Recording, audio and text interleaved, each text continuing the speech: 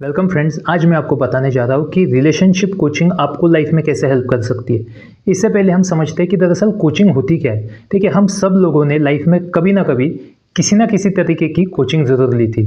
जैसे कि कोई एंट्रेंस टेस्ट क्लियर करना हो, आईआईटी हो, आईएम्स हो, एमबीबीएस हो, या फिर आपको यूपीएससी क्लियर करना हो। तो जब भी कोई बड़ा गोल अचीव करना हो जिससे लाइफ ट्रांसफॉर्मेशन होता है, तब जाके आप कोचिंग लेते हो। या फिर आपके कुछ बड़े ड्रीम्स हो, या फिर आपका पैशन हो, जैसे आपको क्रिकेटर बनना था या स्विमिंग चैंपियन बनना था, सिंगिंग क्लासेस, म्यूजिकल इंस्ट्रूमेंट सीखना है, डांसिंग क्लास है, मतलब कोई स्किल आपको डेवलप करनी है जिससे आपको खुशी मिलती है, या फिर आपका बड़ा कोई गोल अचीव होता है, पैशन अचीव होता है, तब जाके आप कोचिंग यूज़ करते हो। फिर कुछ लोगों को आपने नोटिस किया होगा कि उनका बॉडी ट्रांसफॉर्मेशन हो गया अचानक से, 6 महीने के अंदर, 1 साल के अंदर वेट कम हो गया, स्किन ग्लो कर लिया, एंड फिर उनकी शादी हो गई। तो उन्होंने डाइटिशियन हायर किया था, उन्होंने पर्सनल ट्रेनर हायर किया था जिम के अंदर, तब जाके उन्हें ये वो रिजल्ट्स मिला। मतलब टाइम लिमिटेड है, लिमिटेड टाइम में उन्हें कुछ गोल अचीव करना था। तो कहने का मतलब सिंपल है कि जब भी लाइफ में बड़ा गोल हो, जो ट्रांसफॉर्मेटिव गोल हो, या फिर आपको कोई स्किल्स डेवलप करना हो एंड टाइम लिमिटेड हो, तब जाके आप कोचेस को हायर करते हो। तो रिलेशनशिप कोचिंग कैसे हेल्प करती है?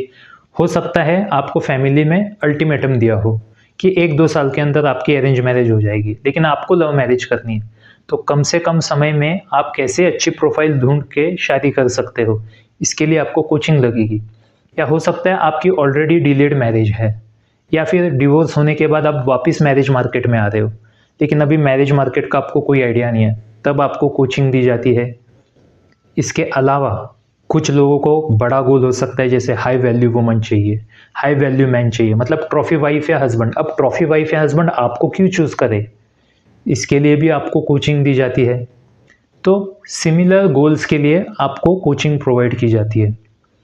अब हो सकता है कुछ लोगों की ऑलरेडी शादी हुई हो या रिलेशनशिप में हो, शादी के ऊपर बहुत खर्चा भी हुआ होगा, टाइम भी इन्वेस्ट किया है, बच्चे भी हुए, एंड अभी कलेश अगर हो रहा है एंड डिवोर्स तक बात आ रही है, तो भाई बहुत बड़ा नुकसान हो जाएगा। तो उन्हें स्किल्स दी जाती है, इमोशनल इंटेलिजेंस की स्किल दी जाती है। फिर ऐसा भी कुछ फैक्टर्स होता है जो अदर एस्पेक्ट्स ऑफ लाइफ है लेकिन रिलेशनशिप को इन्फ्लुएंस करते हैं, कि जैसे रियल इस्टेट स्किल्स हो गया, या फाइनेंशियल स्किल्स हो गया, बच्चों के फ्यूचर के प्लानिंग के बारे में स्किल्स हो गई। वो नहीं है जिसके कारण कलेश हो रहे हैं।